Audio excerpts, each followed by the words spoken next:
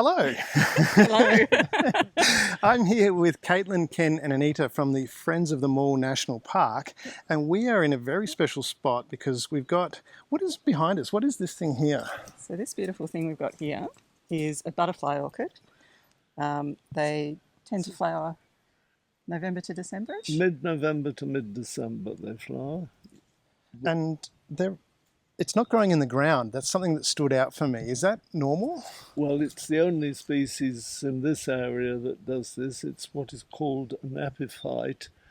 It's not a parasite. It doesn't take anything from the plant it's growing on other than the means of lifting itself up closer to the light. Yeah. So how does it get up there? Because it's, I would imagine, because I've planted things in the ground and it takes a while for them to grow, but this is growing on a branch. How does it seed? Well, it sets seed and the seed is absolutely minute, but it has a lot of it.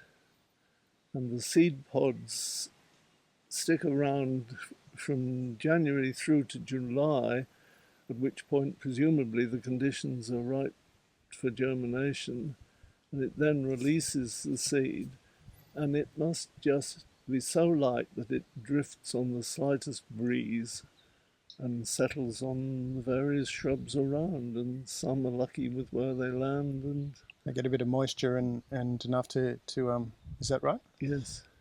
And Friends of the Morwell National Park, Anita, how long have you been involved with the Friends of Morwell National Park? So it's been coming up 3 years now. So yeah. I'm probably one of the newest members, along with Caitlin. Yeah. Are they very welcoming? Definitely very welcoming. Yes. We know you're going to say that.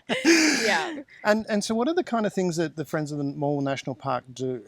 So we meet once a month on the third Sunday of the month, and we do things like track maintenance. So different tracks around the park, they get slightly overgrown, branches come down, things like that. So we can go along with, secateurs and things like that and trim that back, and that gives people a bit easier access to walk around.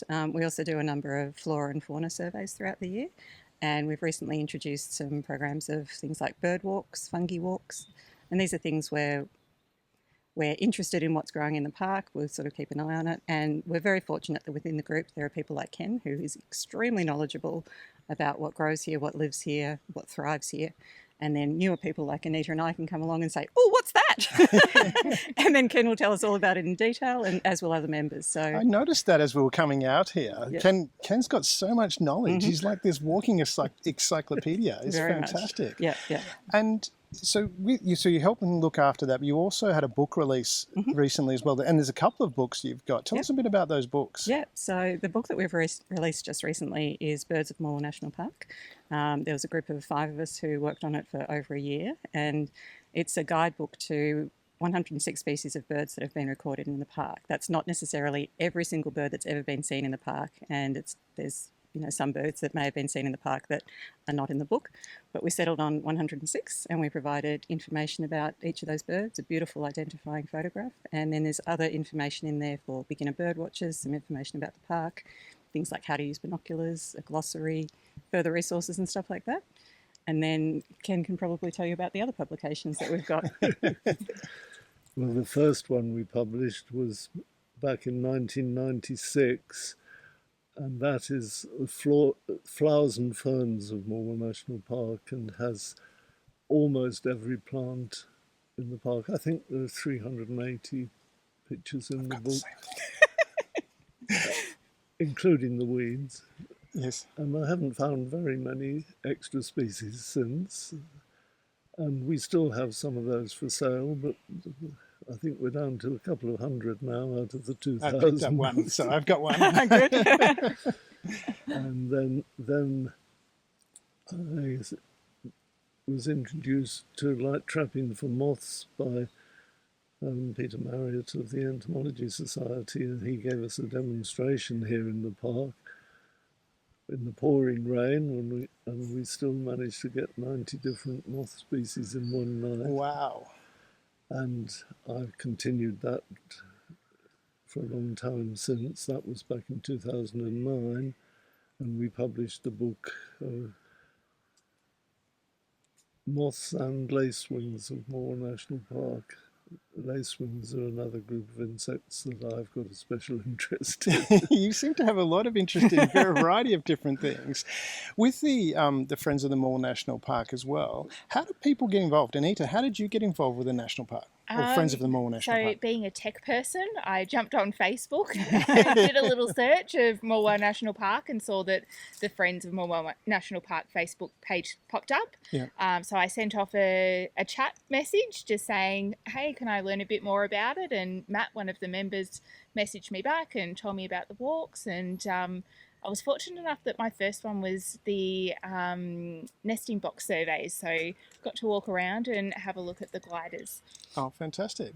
And so if someone does want to get involved with the Friends of the Morwell National Park, is that the best way to contact you, via the Facebook page, or how else would they contact you? There is the Facebook page. We've also we have an old website and a new website. So the old website is one that was set up many years ago and has got fantastic information about the flora and the fauna of the park. The new website has been set up more so that we can sort of be promoting the books that we've published and be able to sell it through the website and things like that.